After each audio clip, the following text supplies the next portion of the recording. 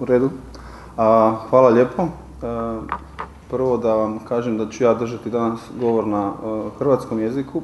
Razumijem slovenščinu odlično, međutim nisam još toliko naučen govoriti da bi mogao pravilno govoriti, pa mi je ljepše ovako, ali sljedeći puta kad bude konferencija obećam da ću govoriti ja slovenski ili Andrej Crgolj, koji je naravno naš novi direktor, koji će sigurno govoriti na svom maternjem jeziku.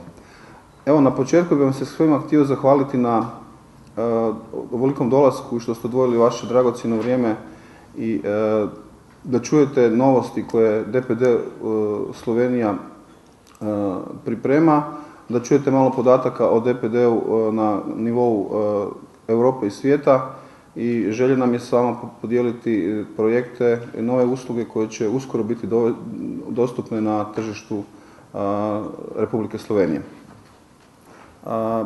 Znači, da vam se samo kratko predstavim, Igor Jakovljević, direktor DPD-a Slovenija i direktor regionalni za DPD Hrvatska i Slovenija. Andrej Crgolj s moje desne strane je izvršni direktor, on nam se nedavno pridružio u timu i iza njega je, znači mi imamo zajedno u logistici oba dvojica nekakvih 30 godina iskustva kroz razne funkcije u logističkim međunarodnim kompanijama i do njega sjedi Jako Bertole koji je vođa operative i koji je u DPD-u od samog početka među prvim zaposlenicima, što znači već punih 8 godina gradi i razvija DPD u Sloveniji. Prvo bih vam htio reći nekoliko bitnih podataka o DPD-u na nivou svijeta i Europe. DPD je u vlasništvu 83% u vlasništvu Geoposta, kompanije koja je u 100% vlasništvu La Posta francuskog, pošte Francuske. I kao takva, čitava grupacija je drugi najveći pružatelj logističkih paketnih usluga u svijetu sa prošle godine ostvarenim prometom od 3,7 milijardi, vi kažete bilionov eura, u 2011. godini. Znači, to nas svrstava sve skupa kao grupaciju na drugu poziciju i svake godine smo sve bliže i bliže prvom mjestu. Naravno, naš cilj je da sa razvojem usluga i sa razvojem ljudi koje zapošljavamo pružamo najbolji mogući servis u pogledu paketne distribucije i zato jako puno polažemo na razvoj tih nekakvih novih usluga. Ono što nas razlikuje od drugih, po čemu smo sigurno broj 1 u Europi, to je najbolja cestovna mreža i najrazvijenija cestovna mreža kurirskih usluga.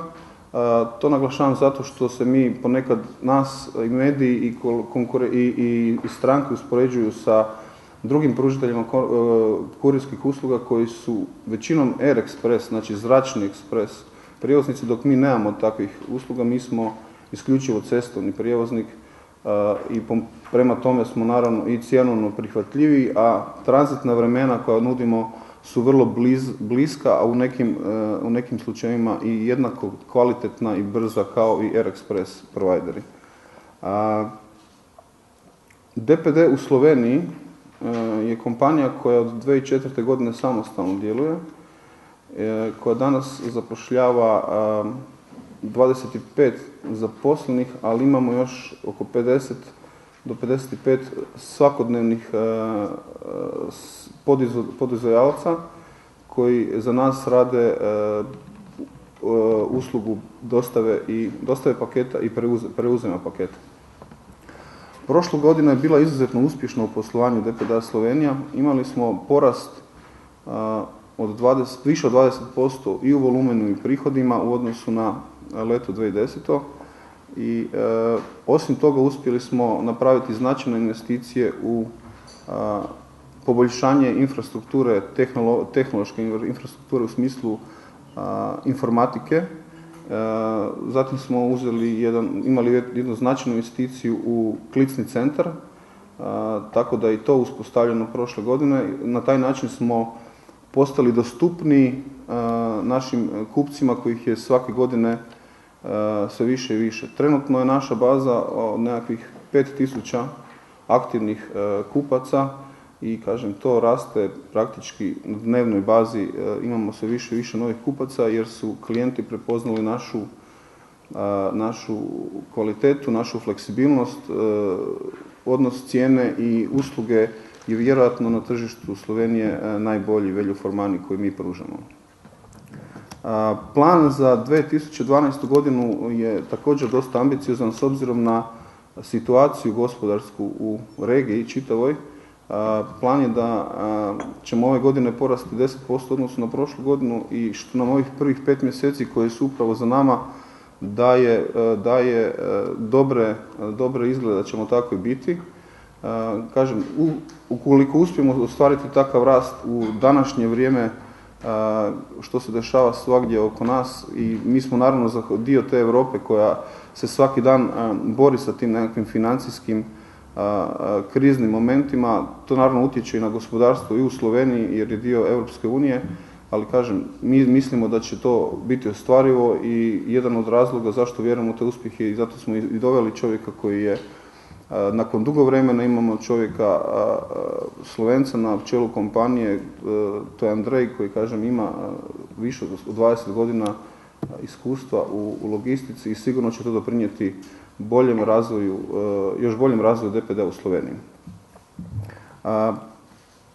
Uskoro će u DPD u Sloveniji biti moguće putem DPD-a koristiti neke sasvim nove usluge koje do sada mi nismo imali u našem portfelju, počevši od mjeseca julija pa do zaključno septembra, jedno 6 do 7 novih usluga će biti dostupno. Vezane su neke za ekspresnu dostavu, znači mi do sada nismo imali ekspres do 8:30, do 10, do 12, sada će to uskoro biti moguće. Nismo imali subotnje dostave, to je nešto što ćemo također unijeti. Morate znati da u onom našem poslu je u velikom porastu segment B2C, znači sve više i više korisnika usluge su privatne osobe koje putem spletne trgovine kupuju razne predmete i onda očekuju da to bude dostava i subotom. Naravno, mi se svakodnevno prilagođavamo potrebama tržišta i sluškujemo što naši kupci traže i upravo zato smo išli u tom smjeru da razvijemo te neke usluge koje do sada nije bilo. Jedna od novosti je svakako usluga koja se zove na engleskom Return of Documents. To je nešto što je u Europi, u zapadnim zemljama Europe vrlo tražna usluga gdje uz paket pošiljatelj šalje 2 originalne otpremnice i na mjestu preuzema paketa primatelj mora ovjeriti i potpisati jednu otpremnicu da je primio tu robu koja je u paketu i onda DPD tu otpremnicu vraća nazad pošiljatelju. Znači to je nešto što do sada nije bilo identification check, da primatelj prilikom preuzema mora se identificirati da je doista on taj. To se posebno odnosi na nekakve pakete koji sadrže vrlo vrijednu robu, kompjutersku opremu i tako dalje, mobilnu tehnologiju koja je skupa i onda pošiljatelj traže da se primatelji identificiraju, ne da preuzme neko umjesto njega, nego da baš onaj koji je primatelj da bude i nazočan na trenutku prijema robe. Najveća novost koja će se desiti već sa početkom junija je usluga koja se zove Predict. To je usluga koja je jedinstvena sigurno u ovom trenutku u Sloveniji, usluga koja definira dostavu u roku od 2 sata. Znači, danas svi kad očekujete neki paket, sigurno ste se već susreli sa takvim situacijama, ne znate kad će vam doći dostava i onda čekate neko vrijeme u uredu dok se to ne desi ili doma i gubite nekako dragocjeno vrijeme kad ste mogli nešto obaviti upravo očekujući kad će doći kurir. Ova Predict usluga je, onako da nemam sad puno vremena objašnjavati detalje, je namijenjena tome da ćete vi znati u roku vremenskom intervalu od 2 sata da će vaš kurir doći i donijeti paket za vas. Znači vi ste, ako se definira da je ta usluga između 10 i 12, vi ste slobodni do 10 sati ujutro odraditi svoje nekakve privatne poslove ili poslovne gdje što god da radite Isto tako nakon 12 sati ste opet slobodni, znači ne morate čitav dan izgubiti čekajući kad će vama dostava biti izvršena, nego imate točno vremenski definiran interval kada će to biti. Jel? Sa razvojem i boljitkom i nas kao provajdera usluge, ideja je da se taj vremenski interval kroz neko vrijeme i smanji na 1 sat, znači da još manji bude taj time frame i da onda možemo još više osloboditi naše primatelje, da im oslobodimo njihovo vrijeme za druge stvari. DPD kao kompanija konstantno vodi brigu o zaposlenima, konstantno ulažemo u zaposlenike, u njihov razvoj, jer u ovom poslu pružatelja usluge zaposlenici su najsnažnija imovina kompanije. Mi smo to prepoznali i konstantno se ulaže u njihov razvoj kroz edukaciju. Ove godine je konkretno svi naši djelatnici, njih ukupno 25, prošlo kroz neku vrstu edukacije. Da li je to bio učenje stranog jezika, drugog stranog jezika, znači neko zna njemački, mogu ići na engleski ili obrnuto, kompjuterske vještine, prodajne tehnike, management skills, znači sve to već ove godine, ovih 5 mjeseci odrađeno i nema niti jednog zaposlenika DPD Slovenija koji nije bio barem u jednom od tih programa. Nadalje, vodimo računa i u zajednici u kojoj DPD Slovenija posluje. Iz godine u godinu mi sudjelujemo u nekakvim humanitarnim u projektima humanitarne prirode gdje dio našeg ostvarenog prometa vraćamo nazad zajednici. Prošle godine smo imali vrijednu donaciju mnogim domovima zdravlja po Sloveniji i vrtićima kada smo donirali slikovnice, donirali smo određena sredstva i udruzi hendikepiranih osoba koji slikaju sa ustima. Tako da imamo plan i ove godine sudjelovati u takvim projektima. Vjerujem da će nam naši rezultati koji su za sada na dobrom tragu to omogućiti da i te stvari ostvarimo ove godine. Bitna stvar, ono što je danas sve veći i veći naglasak kod svih je briga o okolišu. DPD je u zemljama Njemačkoj, Francuskoj, Nizozemskoj već duže vrijeme konstantno brine o okolišu na način da vozila se prebacuju na plinski pogon, da se koriste u centrima gradova, da li bicikli, da li električni bicikli, znači da se smanjuje ta emisija ugljičnog dioksida u atmosferu i da bude sve skupa zdravija okolina u kojoj živimo. Iz tog razloga je DPD ove godine u 2. mjesecu predstavio projekt koji se zove Total Zero, koji znači da će, i on je pokrenut, on će biti pokrenut sa 1.7.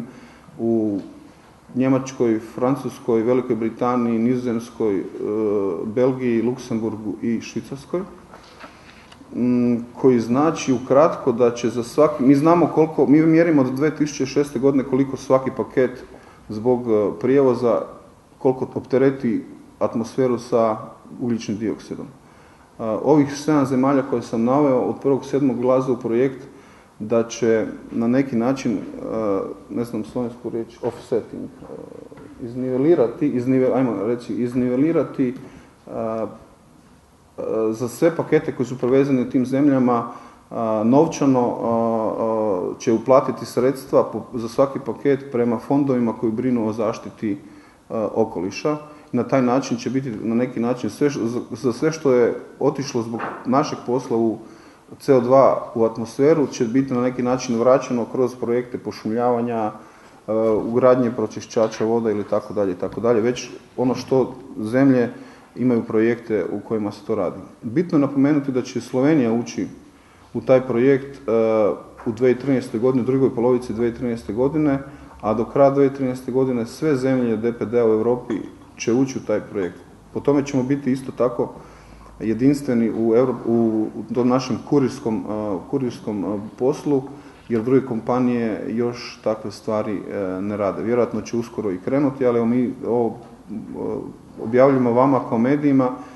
Nedavno je bio i PR članak, mislim, i u Sloveniji i u Hrvatskoj o tome, ali to je nešto što je danas, ajmo reći, nešto što svi žele sudjelovati u očuvanju okoliša, pa se DPD aktivno uključuje i u taj projekt na taj način. Znači, osim tih zdravih načina dostave, znači bicikli, plinska vozila, električna vozila, su i ti stvari vezane za totalnu nadoknadu, recimo pokrivanje troškova emisije CO2 u atmosferu.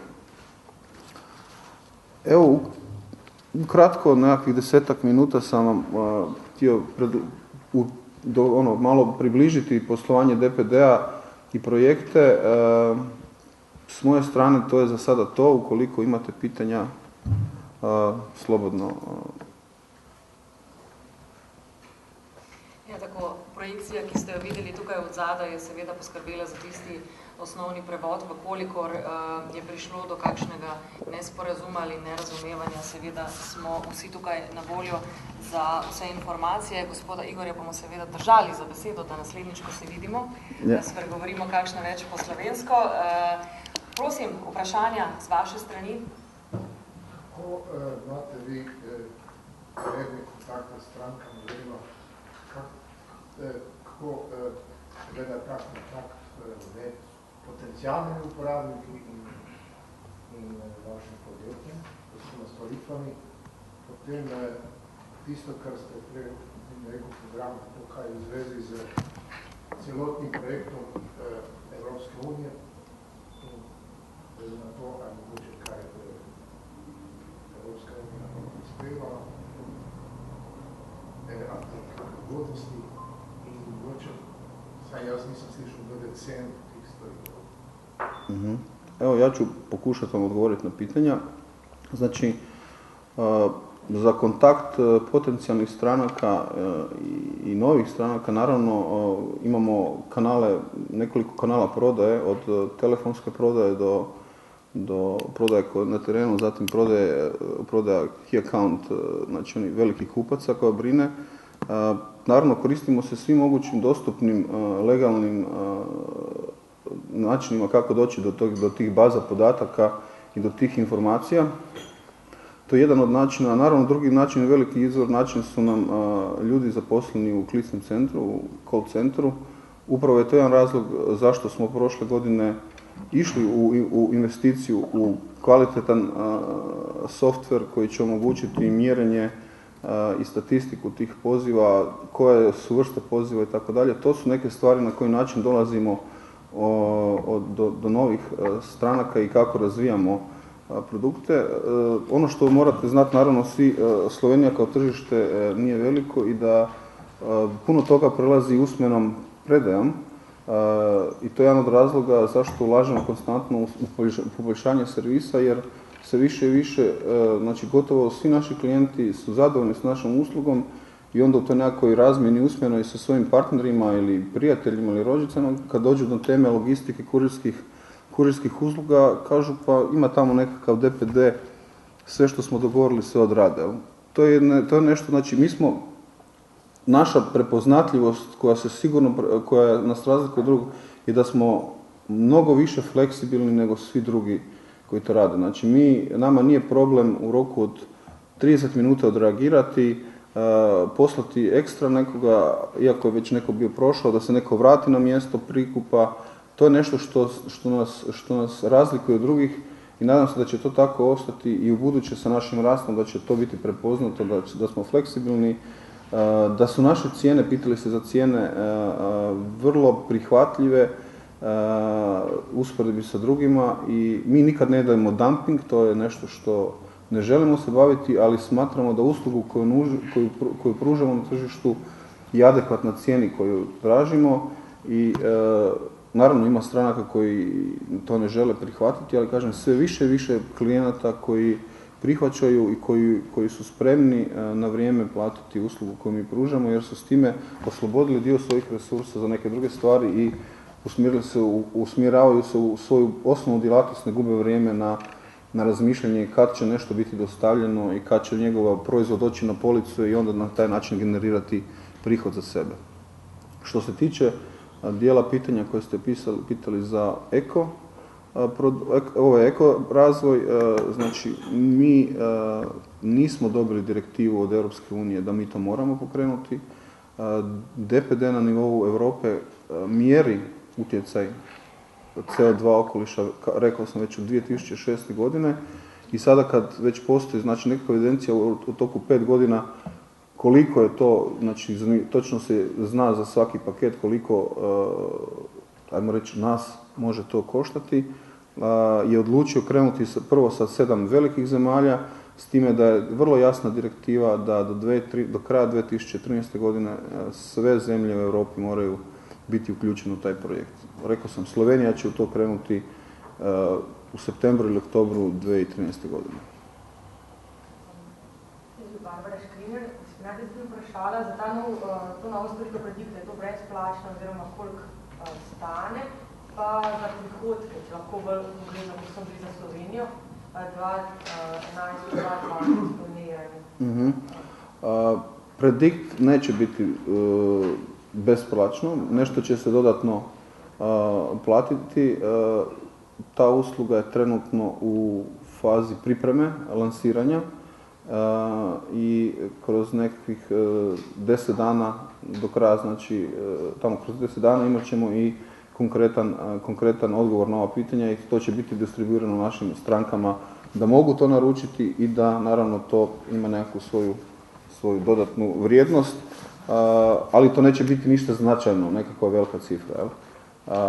Što se tiče konkretnih brojki, mi smo prošlu godinu završili negdje sa 5,5 milijuna eura, što je bio više od 20% rasta, a za ovu godinu je plan da rastemo 10% u volumenu i u prihodima. Za sad prvih 5 mjeseci je znatno iznad toga, ali kažem, recesija i ove problemi gospodarski su sve očitiji. Mi vidimo da imamo jednaki broj klijenata svakodnevno ili čak i raste, međutim neki koji su prije 3-4 mjeseca slali dnevno 20 paketa, sad šalju 10. I to je, znači, to se vidi iz potrošnje, jer smo mi vezani iz potrošnje koja se dešava po retailima, da se nešto dešava. Mi očekujemo da možda naš segment neće biti toliko jako pogođen kao neki drugi, ali smo pripravni i na takav scenarij i zato je tih nekakvih 10% ako ostvarimo bit će rezultat koji će zadovoljiti sve nas koji smo u DPD Sloveniji.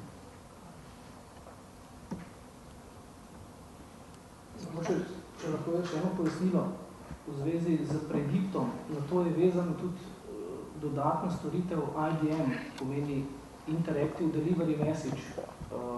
Mi obvestimo prejemnika po SMS-u ali po mailu, da bo paket naslednji dan dostavljen in še na dan dostave, se pravi 2 SMS oziroma mail sporočila tudi prejemnika.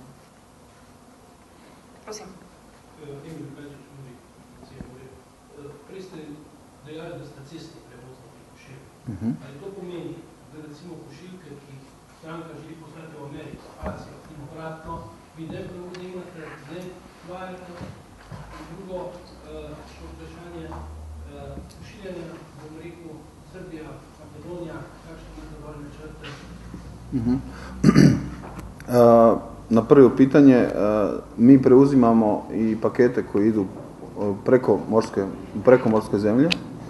Rekao sam vam da smo mi dio grupacije francuske La Poste, a naravno oni su povezani sa Air Franceom i naš centralni nekakav hub za takve usluge se nalazi, znači svi takvi paketi dolaze do Pariza i onda iz Pariza se koriste cargo letovi Air Francea. Međutim, moramo biti iskreni da toga naše dominantno tržište je Europa i cestovni prijevoz, s time da se sve više i više svake godine ulaže i u druga, ajmo reći, ove interkontinentalne servise. Međutim, ono što je važno reći, mi kad dođemo u neku zemlju, na primjer Kina, mi kad dođemo u Kinu, mi u Kini razvijamo domaću cestovnu mrežu.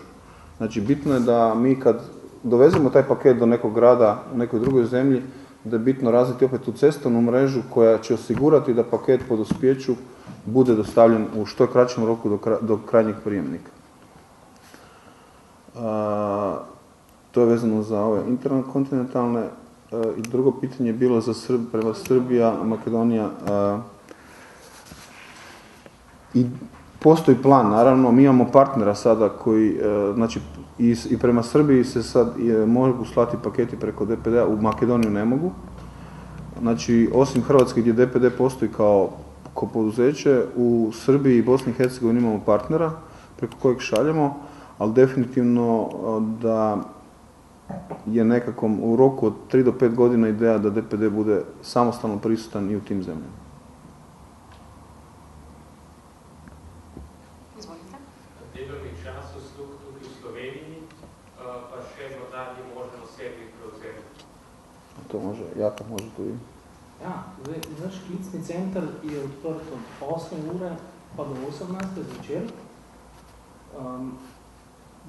Časi prevzemov so pa praviloma v večjih mestih do 3. 4. ure, stranke pa lahko do 20. ure pridejo v naše skladišče v Ljubljani ali pa v Maribor. To bi bilo predaja. tako. Lahko tudi osebna predaja, prevzem do 20. ure.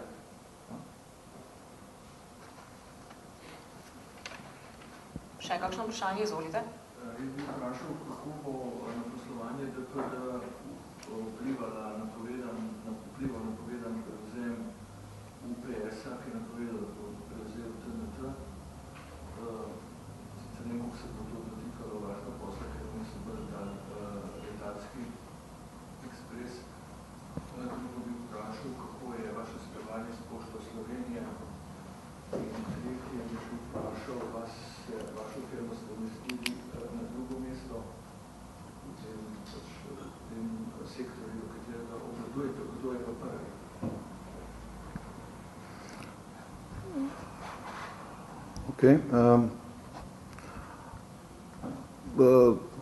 Prevzem TNT-a od strane UPS-a se desio, to je bilo prije 2 mjeseca aktualno, sada se čeka odobrenje Europske komisije koje će se do kraja septembra se mora donijeti, da li je to u skladu sa tržišnim uvjetima. U nekim tržištima je dominantan, su te dvije kompanije dominantne, onda sa spajanjem može doći do toga da imaju preveliki dio, da budu skoro monopol, pa se tu u nekim, zato se čeka neka mišljenja Europske komisije o nekim zemljama. No, međutim, mi smo svjesni da će to biti jednog dana kad se ta sinergija desi, da će ta buduća kompanija koja će se zvati UPS biti velika konkurencija iz razloga što TNT u mnogim zemljama ima dosta dobro razvijenu, tako i u Sloveniji, razvijenu domaću mrežu, infrastrukturu, dok je UPS više fokusiran na ove stvari vezane za Air Express. Tako da tu je sigurno kroz neko vrijeme će biti ozbiljnija konkurencija.